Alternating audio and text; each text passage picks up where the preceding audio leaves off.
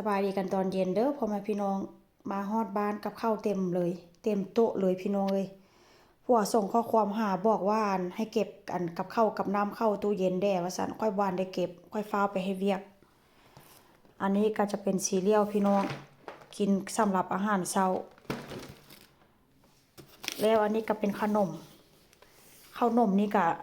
จะเป็นแบบนี้เด้อหน้าตาข้างในมันก็จะเป็นแบบนี้เมื่อหน้าน้องมือแกะกล่องกะจะเอามาแกะกล่องให้เบิ่งว่ามันเป็นแบบใดแล้วกะจะสอดใส่ด้วยครีมหรือว่าช็อกโกแลตพี่น้องเอ้ย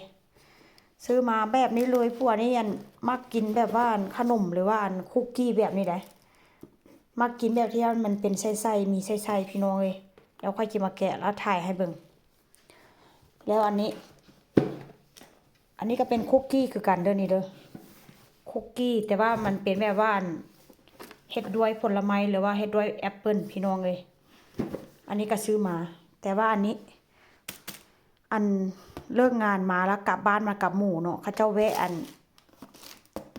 ซุปเปอร์มาร์เก็ตค่อยก็แวะกับเขาเจ้าเพราะว่าเมื่อวานนี้ลูกชายกินแล้วคุกกี้ลูกชายหมดว่าเช่นซะค่อยก็ซื้อมาค่อยบ่ฮู้เนาะว่าผัวซื้อมาว่าเช่นซะแวะซื้อขนมปังแด้แล้วก็แวะซื้อคุกกี้ที่แบบว่าเป็นช็อกโกแลตให้ลูกชายนำค่อยก็บ่ฮู้เนาะว่าผัวสิไปซื้อพี่น้องเอ้ยมาฮอดบ้านแล้วมาเบิ่งข้อความจาก WhatsApp ผัวบอกว่าค่อยซื้อมาแล้วเด้อคุกกี้กับข้าวกับน้ำว่าเสร็จบ่ทันแล้วเมียแวะซื้อแล้วอันนี้ก็เป็นพวกไก่พี่น้องขาไก่มื้อนี้จี1ข้าวเหนียวมื้อนี้เป็นมื้อหยุดอีกแล้วได้พี่น้องเอ้ยวนเวียนมาไว้เวลานี้ผ่านไปไวแท้ว่าบ่มีการรอคอยท่าผู้ใดเด้อเวลานี้เด้อมื้อนี้วันศุกร์หยุดงานนี้แล้วเป็นวันหยุดพี่น้องแต่ว่ากะมื้ออื่นก็ต้องได้เข้างานแต่เช้าเข้างาน7:30นหัวหน้าเลยหยุดให้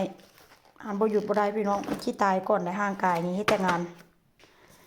แล้วก็อันนี้เป็นเนื้อหมูติดมันนั่นแหละเนาะงานนี้ก็ขาดบ่ได้เลยพี่น้องเอ้ยเนื้อหมูติดมันนี่นะ